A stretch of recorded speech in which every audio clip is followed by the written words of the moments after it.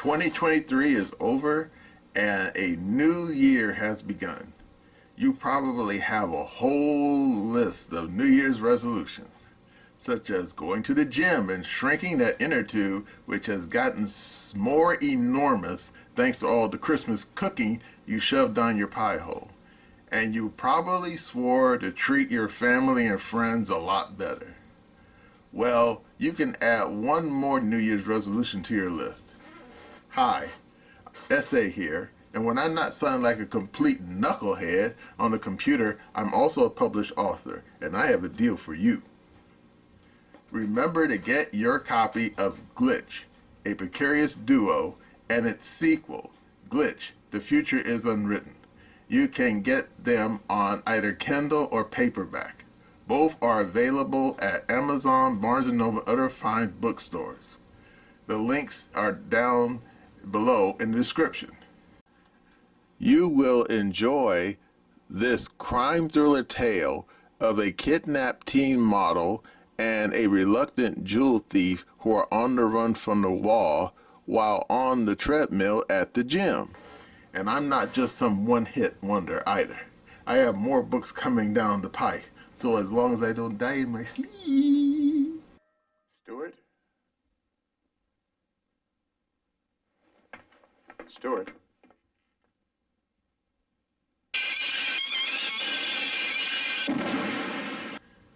You'll see those other books too. Now let's get back to the video. Hello again. SA here. Anyone who's ever been to Bible class knows about the book of Job. Who was Job?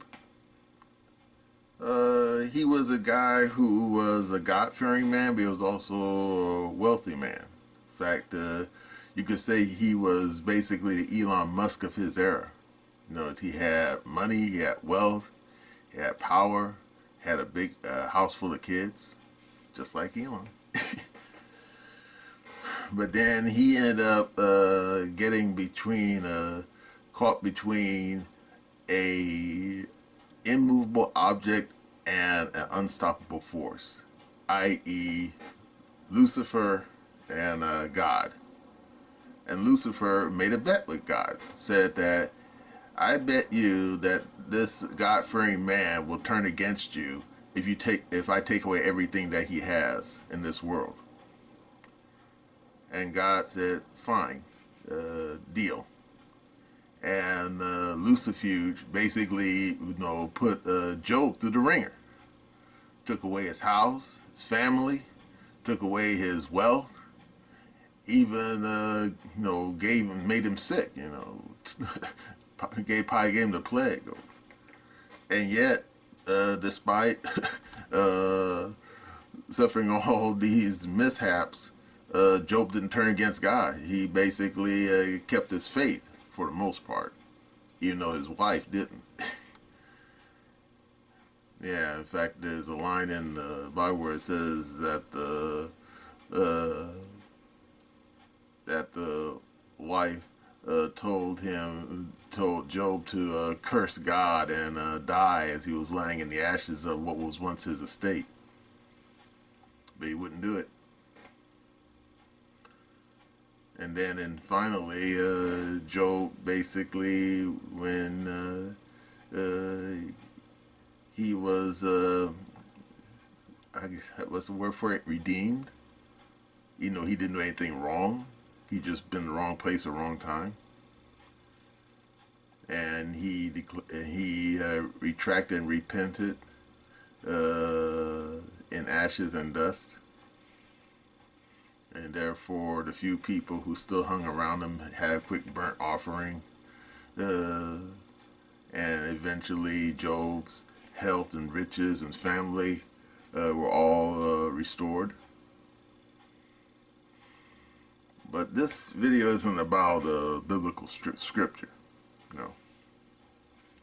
Now, this video is about man-made catastrophes. And there's been plenty. More than you could possibly imagine. Indeed, anyone who read a history book probably heard of the crisis of the third century, where the Romans suffered a whole bunch of calamities, most of it man-made, such as, for example, the Cyprian plague, I think it was called. Supposedly, a bunch of Roman soldiers, got smallpox and brought it back to the heart of the empire and made everybody sick. And indeed, and then they had an economic downturn. I mean, they were basically being run through the ripsaw, and the empire almost fell. But somehow they held together. But then there's been other crises as well. Really bad ones. Indeed, even though there's been like arguments over this, some scholars claim that there was a general crisis that occurred in the 17th century, participated primarily by the 30 Years' War, as well as the English Civil War. Yeah, the one where Charles I lost his head. Mm-hmm.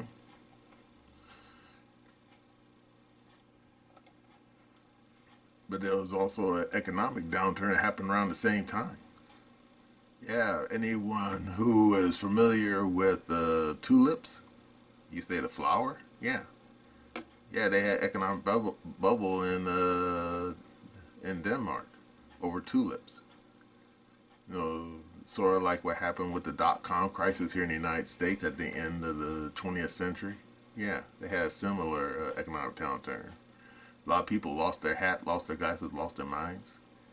And a lot of people in what we now call Germany, they have financial crisis there involving a financial company called Kepler. Yeah. So you could say in the 17th century wasn't a fun time to hang out in Europe. And here in the United States, we've had our own taste of man-made crises. Indeed, you think the economic downturn '08 was bad? Woo! You don't know half of it. I mean, just here in the United States, we had at least almost a dozen bank crises, going back to 1819 all the way through to 1907. Yeah, you can look it up. Seemed like the FDIC just didn't exist back then, and every a few years there was another banking crisis. Just nuts.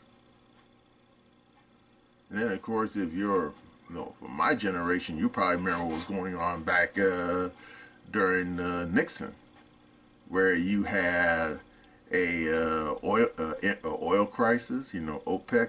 They had that embargo over because they were butthurt over the Yom Kippur War being on the losing side. And we had that economic crisis because there was an economic downturn, right around the time Nixon became president.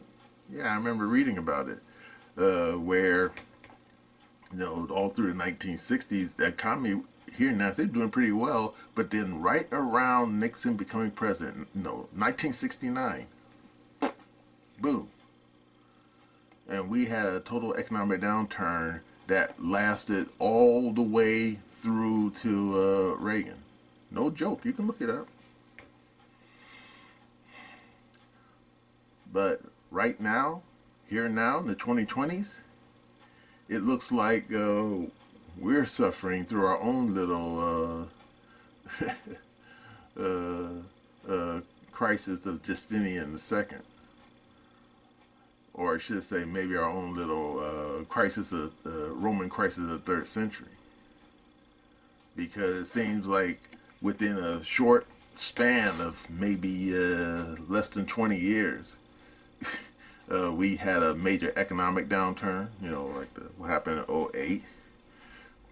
We had a pandemic. Oh yeah.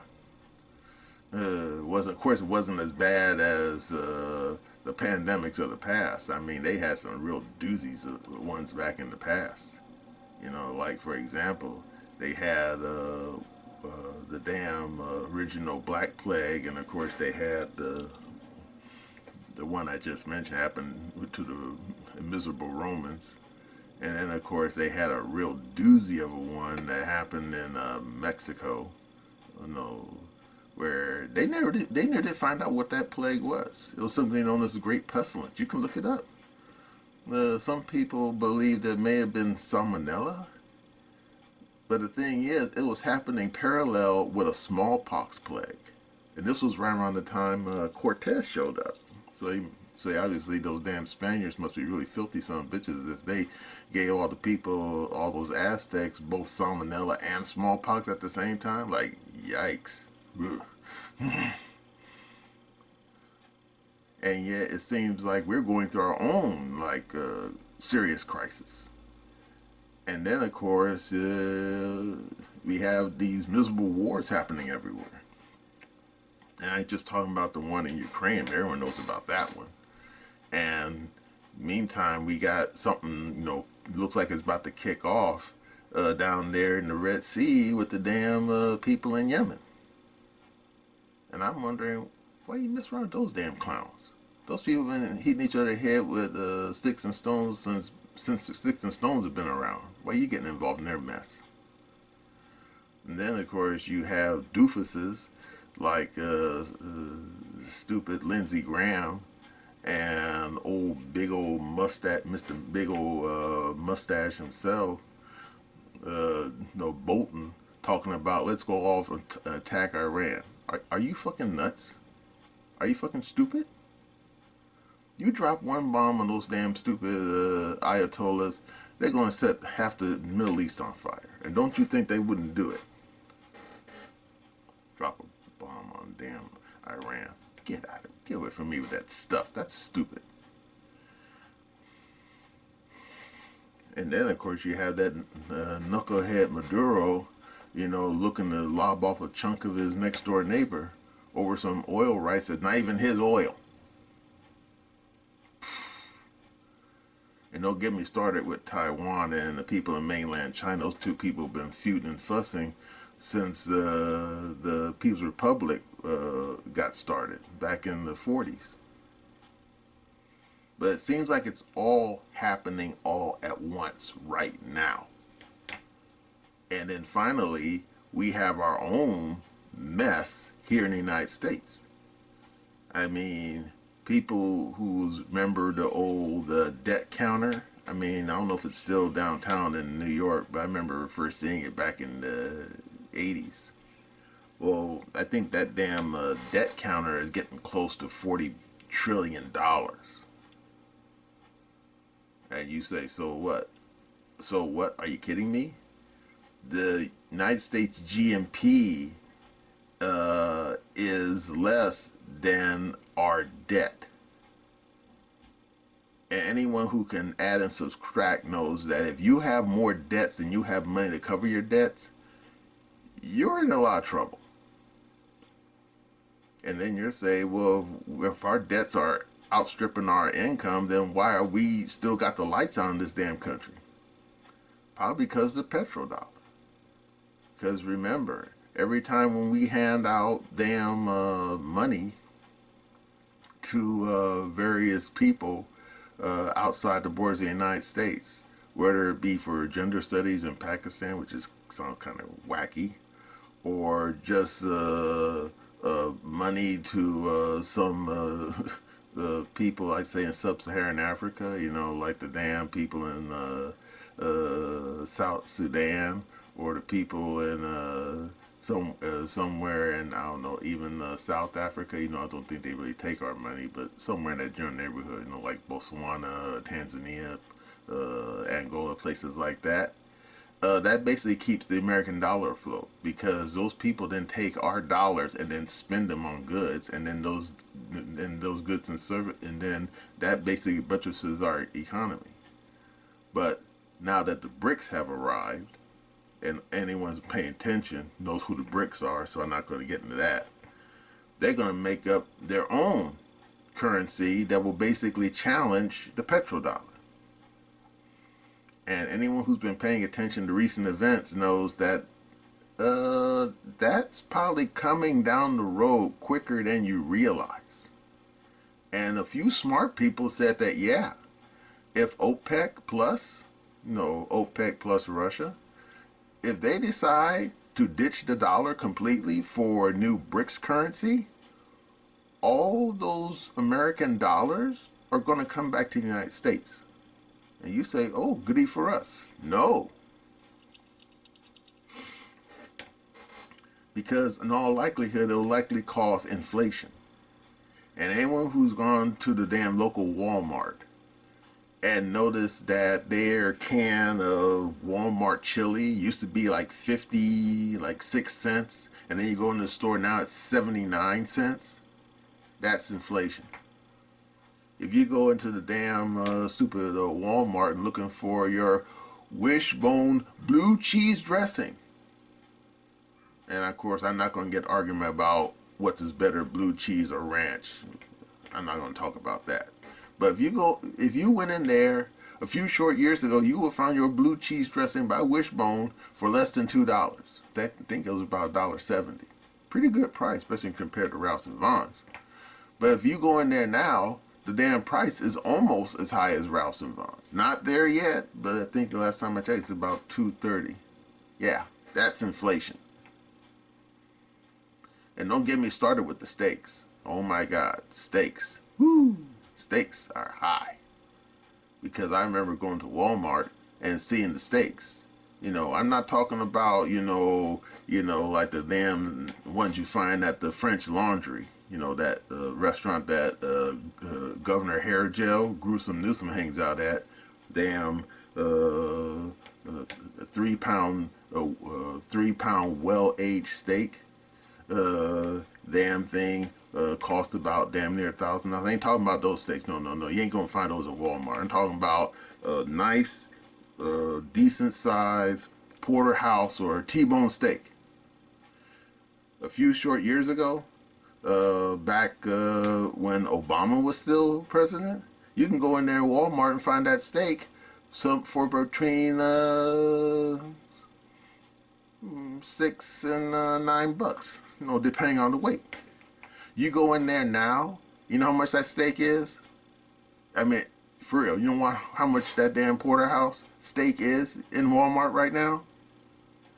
Its price is running anywhere from $17 to $19. And no, the steak didn't get bigger. No, that's inflation. The only question is, when you add up all these various crises that are happening in our time, the economic crisis, the crisis happening overseas, and of course the crisis of conscience, and you say, what the hell is that?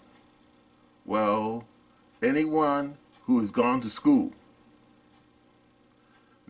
my generation, what they teach you in school? They taught you your ABCs. They taught you reading, writing, arithmetic. Pretty basic, right? You go to school nowadays, and believe me, my niece, she's a school teacher right now, working for LA Unified. Yeah, she's in the special class, but not as a student. She's supposed to be teaching a special class. Now they're teaching all this damn woke stuff, people's pronouns and all this nonsense about gender stuff. In other words, if you're a girl and you decide you want to wear a dungarees one day, then these weirdos who are taking over the school system say, "Oh, you must be trans. You want some gender affirming care? Pump you up with drugs that way your ovaries dry up." And don't let those clowns on TikTok fool you.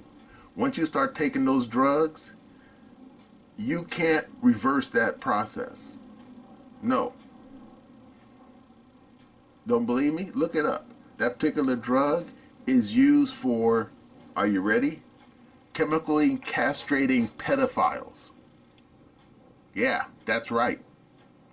The same chemical that these knuckleheads inject little Bobby Sue because they think she's stupid trans. It's the same stuff that they give Roscoe Lee Browning, those notorious pedophile,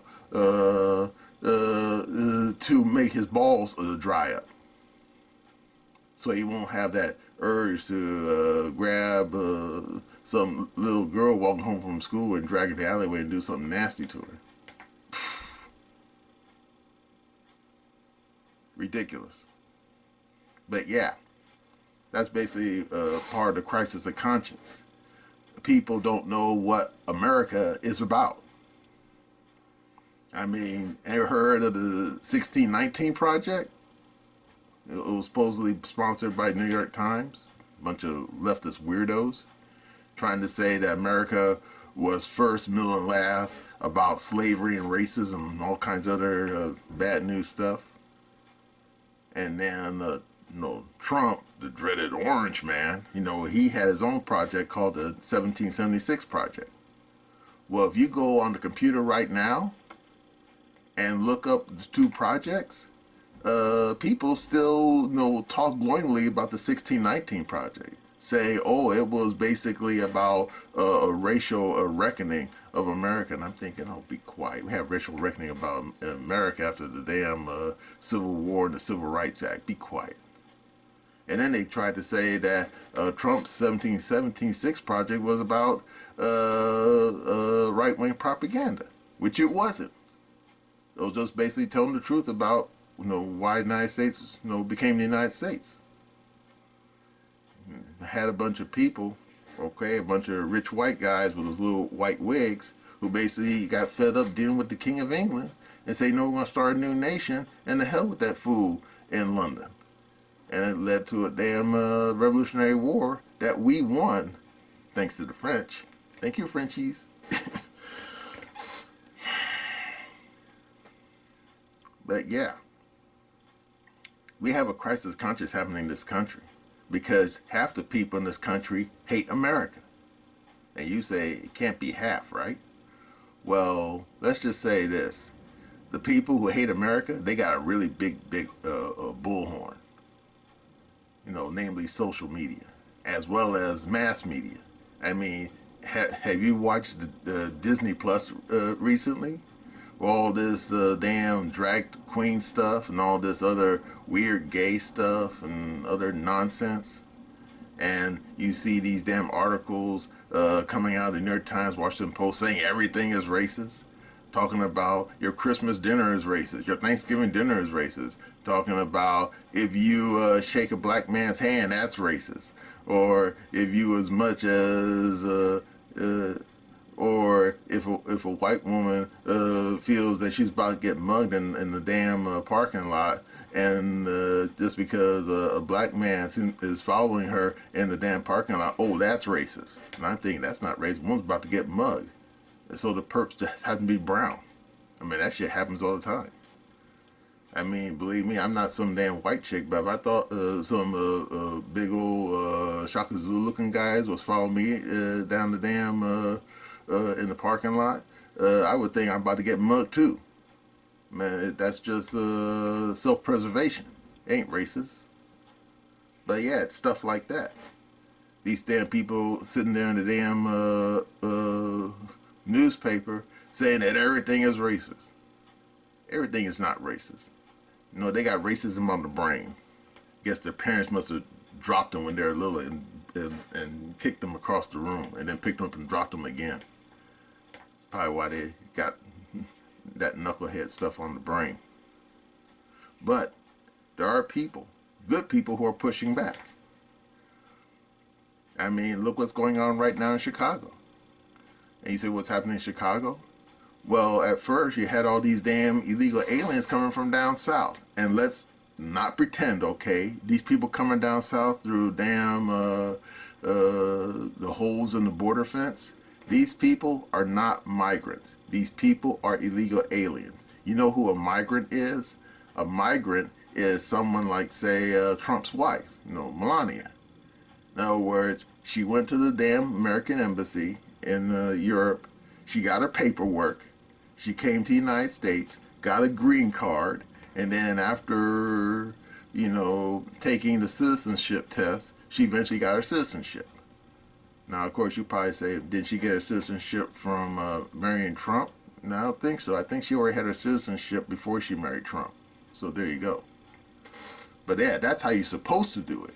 You're not supposed to just come, bum rush across the border by the train load and just come into our territory and then piss on the ground and say, I'm American now. It doesn't work like that. But anyway, the people in Chicago, they got fed up because too many of these illegal aliens were coming into Chicago and parking everywhere. I mean, there's pictures right now where you had multitudes, a bunch of illegal aliens dropped off at the local bus station, and these people had no money, they had no contacts, they didn't even speak the language, and they were just dumped there. And the city was going to take them to the local school, and the people said, no. You're not going to take all these damn illegal aliens, we don't know where the hell they're from, and just going to dump them in our damn public school. Our public schools are screwed up as it. You're going to fill up all these damn illegal aliens? No, we don't want that. And then they said, oh, maybe we'll just build a small migrant encampment and hold them there until we know what we're going to do with them. And the people said, hell no. And indeed, there's a video right now where you have some community organizers in Chicago, talking to the camera saying that if these Democrats, because they're supposed to be having a Democrat convention in Chicago this year, 2024, and they say if you think you're going to have an easy time having your Democratic convention here in Chicago, where we have this damn migrant crisis up to our eyeballs, they said no. They said hell no. They said we're going to raise hell. Is it going to be as bad as what happened in Chicago in '68 during that Democratic convention? Let's wait and see. But yeah, what's going on right now, for the most part, is a man-made crisis. Because the '08 crisis, that was man-made. The damn coup, that was man-made. And don't let these knuckleheads on CNN, MSNBC try to lie to you and say that the COVID came from some wet market and people eating dead monkeys and bats and stuff. That's bullshit, okay? That's bullshit. There's enough smart people who actually looked at that coup and saw that thing was engineered. That thing was man-made. That was no accidental crossbreeding between different weird dead exotic animals on wet market. Nope. That was man-made. Why was it man-made? We're going to have to ask Dr. Fauci about that. Yeah, that little dwarf. Because we got the emails that shows that he and his homies were writing checks and sending it to the Wuhan lab. And I guess they thought that no one's ever going to find those emails. Otherwise, they probably would have deleted them. And then, of course, these damn miserable wars. I mean, good Lord. There's that guy, Stronenberg. He's supposedly the head of NATO right now. No joke. No bullshit. You can look it up. The video's out there. He admitted during a NATO meeting just a couple of months ago that the reason why that mess in Kiev kicked off was not because bad old Vlad out there in Moscow wanted to recreate the Soviet Union. Bullshit. He admitted on camera that the Ruskies approached him, not personally, but made contact with him and said, hey, we want to talk to you about what's going on in Kiev. We want to make these Minsk Accord agreements that was supposed to have been implemented about trying to make peace in Donbass, and we wanted to have a bigger conversation about NATO expansion. And he didn't like the idea that NATO was moving its armies right up to their doorstep. And Stronenberg basically told the Ruskies to go fuck themselves. Maybe not exactly using those words, but whatever. And then I guess they're surprised that this war kicked off. I guess, what's the cliche? Dr. Disrespect? I guess these clowns in the Atlantic Council, NATO headquarters, thought that they're still dealing with Boris Yeltsin, drunk man extraordinaire. No, you're not dealing with Boris Yeltsin. Boris Yeltsin's dead. You got a different clown in the Kremlin now. And I guess when they told him to go fuck himself, wanted to have a conversation about NATO expansion, and Vlad basically said, "Fuck me, oh well, fuck you," and he sent his army into Ukraine. In other words, he basically admitted that this war started because the people in NATO didn't want to play ball with the people in Moscow by having a conversation, real conversation about all these damn NATO armies moving all the way up right into Russia's face. And then, of course, you had these neocons on our side of the fence thought this was going to be a quick win for NATO. And it didn't turn out that way, did it? No.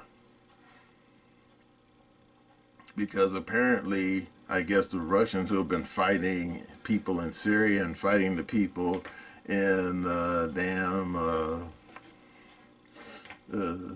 Caucasus, like the Battle of Grozny, you can look it up.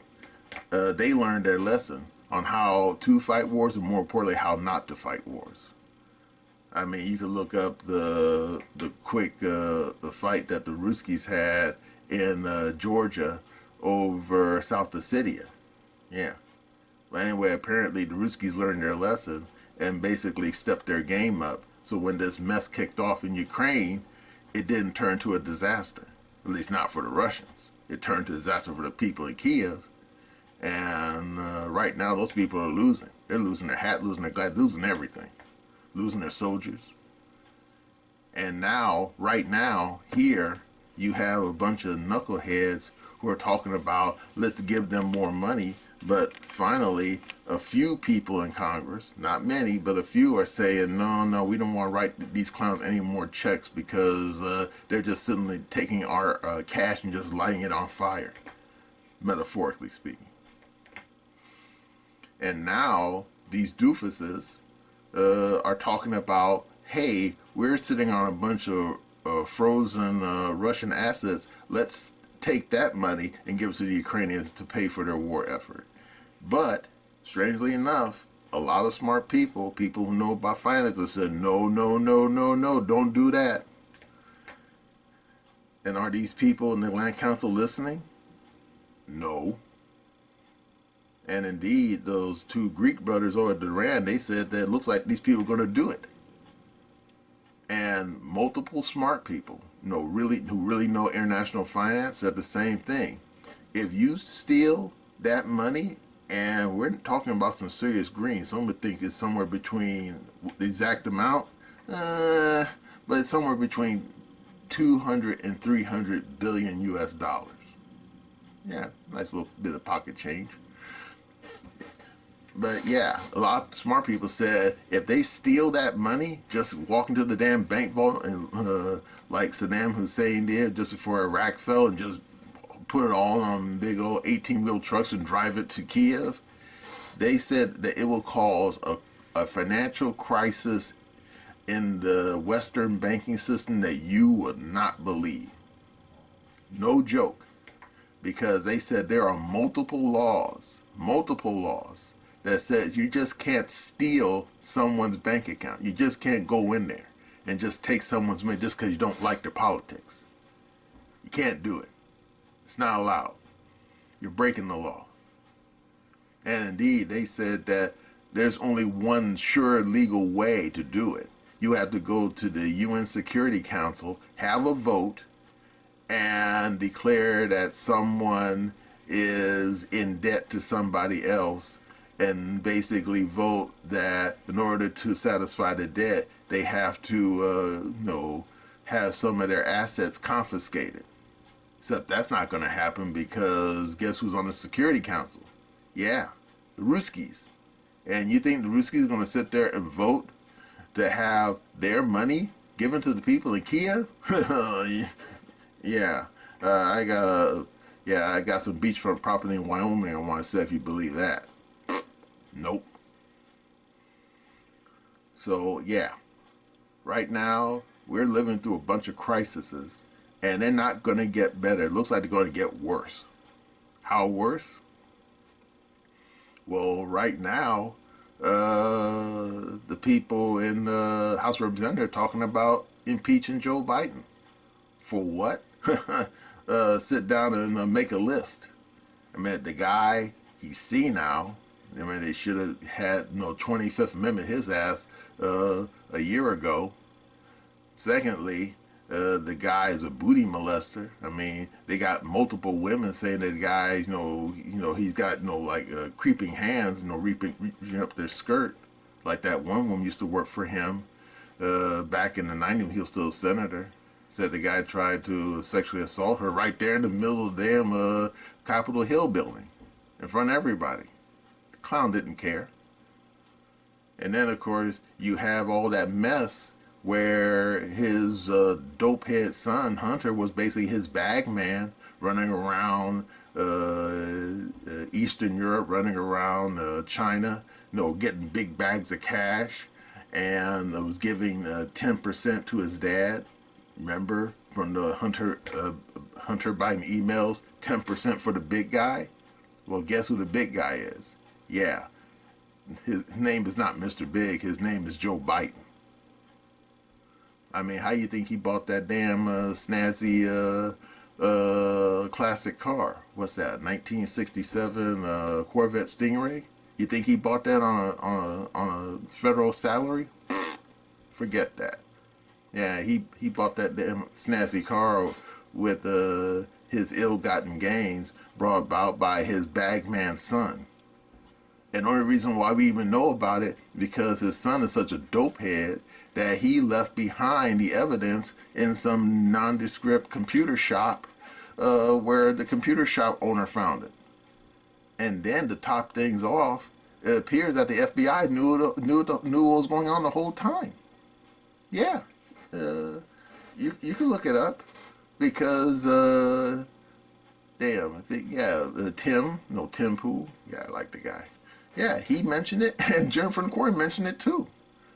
Said that that according to a whistleblower in the FBI, they said that the FBI since almost 20 going back to Obama, that there had been at least a dozen whistleblowers who at one time or another worked for Joe Biden, either as vice president or even as senator, and who said that, yeah, the guy's a crook. The guy's a crook. And what the FBI do? Apparently they did nothing. They didn't really investigate it. They didn't put, but it looks like they may put Joe Biden under surveillance, but they didn't do anything. Makes you wonder why. Yeah, it does make you wonder why, doesn't it?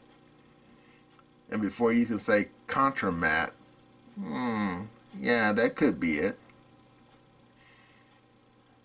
But, yeah, this guy should have been locked up. I mean, if Joe Biden was a Republican, man, his ass would have ended up in Leavenworth so fast would have broke the sound barrier. But because he has a D next to his name, these damn people, most of them probably leftover Obama people, let the guy escape. And indeed, look what happened not too just last year, when supposedly some clown for the Justice Department was trying to make a sweetheart deal for a stupid Hunter, where he was going to give him blanket immunity, not just for the stuff he did, like, for example, buying a gun and then lying on the damn background application, which is a federal crime, man. Don't be going to a gun shop, buying a gun, and then lying on the damn on the background check form, because you're getting a whole lot of trouble. No joke, especially if you're a Republican. But be that as it may. And they were going to give him a sweetheart deal where they were going to give Hunter blanket immunity, not just for the stuff he did, but anything in the future as well. I mean, who gets that, right? Except maybe someone playing Monopoly, get out of jail free card. But then, lucky for all of us, the judge took one look at this damn deal and said this deal doesn't pass the smell test and rejected it. And now these people in the Justice Department, they have no choice but to charge that cokehead. Will it actually get the trial? I don't know about that. As long as his daddy's in the White House, he might very well get a get out of jail free card anyway by the same way that Gerald R. Ford gave Nixon. And you say, what did Ford do? Go back and check. After Ford became president, after Nixon was forced to resign, Ford signed a piece of paper giving Nixon blanket immunity. Yeah.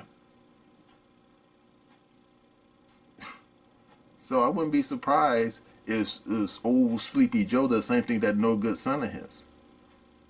Because old Sleepy Joe knows that his no good son, when he's sober, knows where all the bodies are buried, metaphorically speaking. Therefore, if the people who are trying to, impeach old Sleepy Joe basically reach out to Hunter and say, hey, we're going to, make a deal, a deal. We give you immunity and you rat out your father, I think Hunter might take that deal. And old man Joe, I think he's kind of worried about that. So there you go.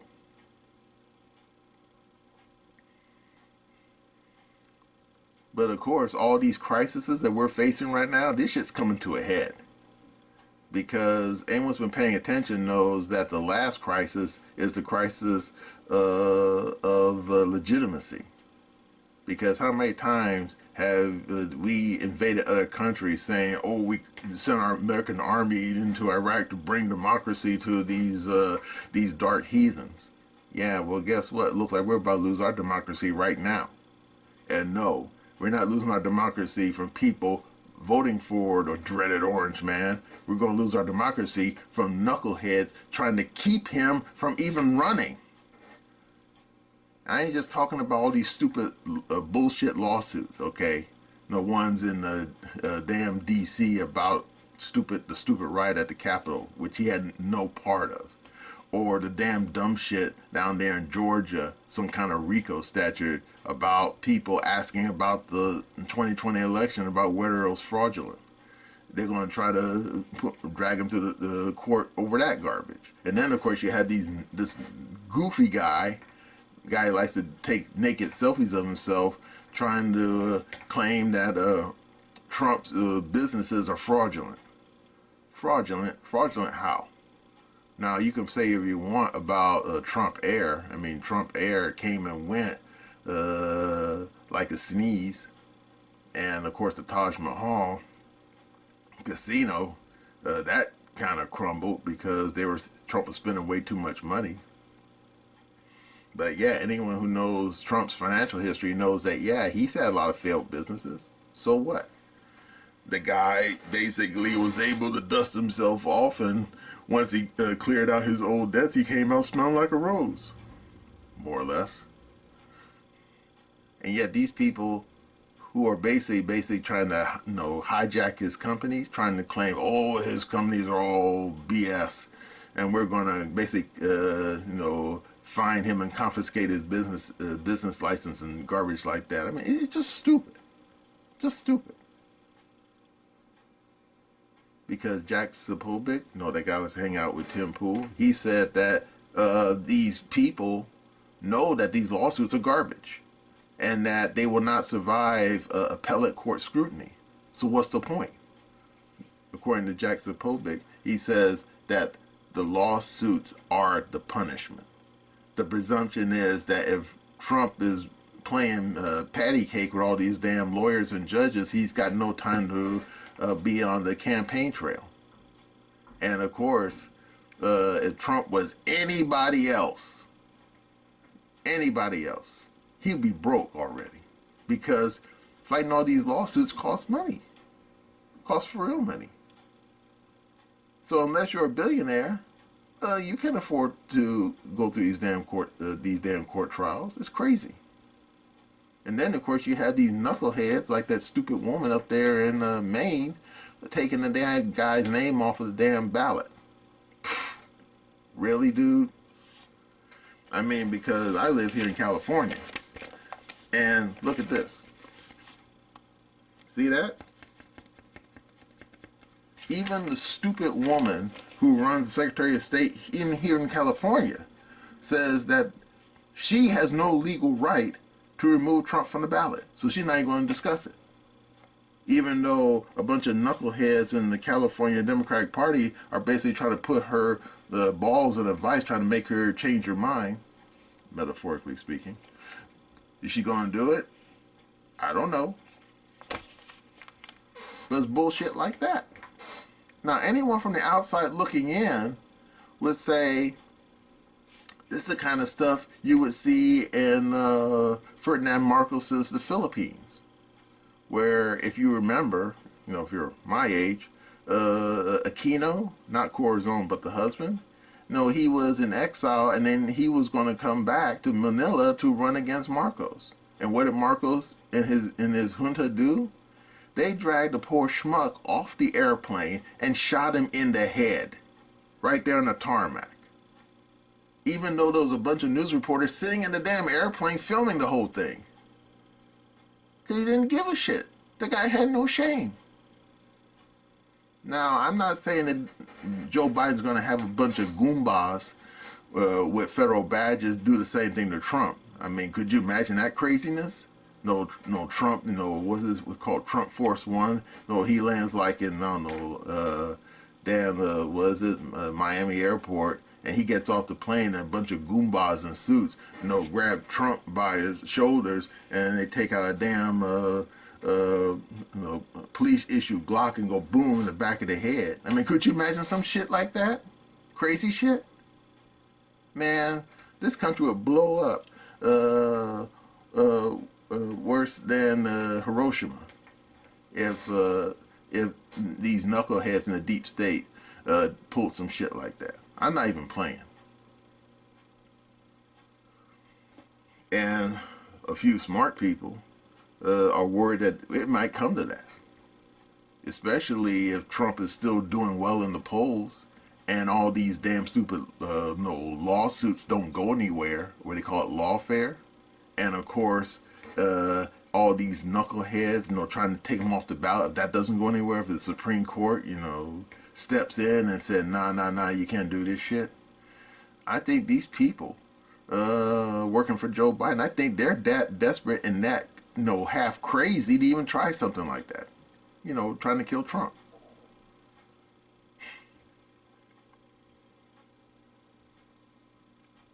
And then, of course, you say, well, what will it all lead to? All these crises? I don't know. But we could be looking at the beginning and the end of America. And I'm thinking, yeah, because if we were any other country suffering these multiple overseas wars, these economic crises, this crisis of confidence in our governmental system, our electoral process, man, we'd be toast. I know, without the butter and jelly, we'd just be burnt toast. We'd be done if we were anybody else. But we're Americans, so I guess that means we have a little hope for the future. Yeah, well, you can have hope, but man, we got some truly despicable, evil people amongst us who are basically trying to just burn it all down. Just tear it up, destroy it, wipe it out. And for what? For a little bit of power. Are you kidding me? I mean, stupid Joe Biden, the guy's just a puppet. I mean, he doesn't even know what day of the week it is most of the time. I mean, you've seen enough videos of him mumbling and stumbling over his damn speeches. And he's got the damn teleprompter like dead in front of his face. He can't even read the damn speech. He's sitting there mumbling and stumbling all the time.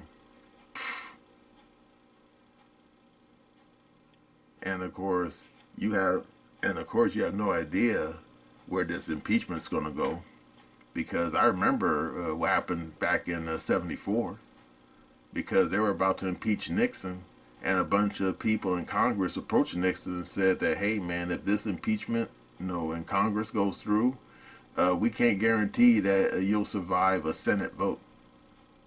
And Nixon, say what you want about him, he did the right thing and said, okay, I'll resign because there's no way I'm going to walk away with this with my presidency intact. Now, will Joe Biden resign? I don't know. I think he's too stupid.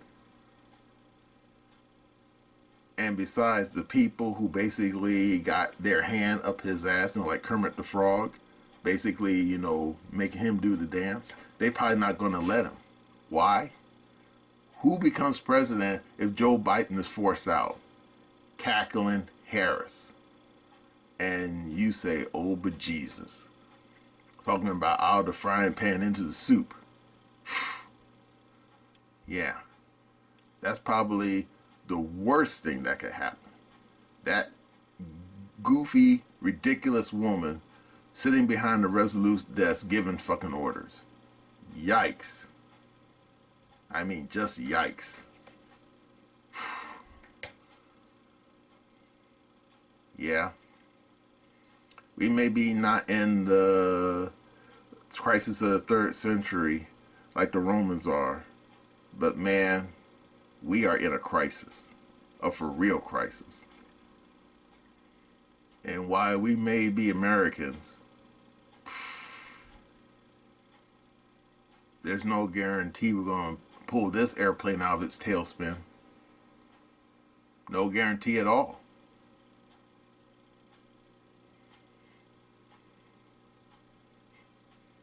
Yeah. Because right now we could definitely use some supernatural intervention. From... And no, I don't mean space aliens, okay? Because I think that's probably the only way we can get ourselves out of the mess that we're in. Divine intervention.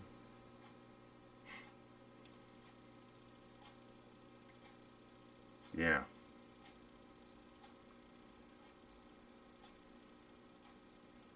Thing is, there's a lot of people who don't believe. Agnostic, atheist, whatever. But I remember someone a lot smarter than me once said, there's no atheist in a foxhole. Well, guess what? Everybody in this country, we're all in a foxhole together. And the enemies of this country are closing in for the kill. Yep.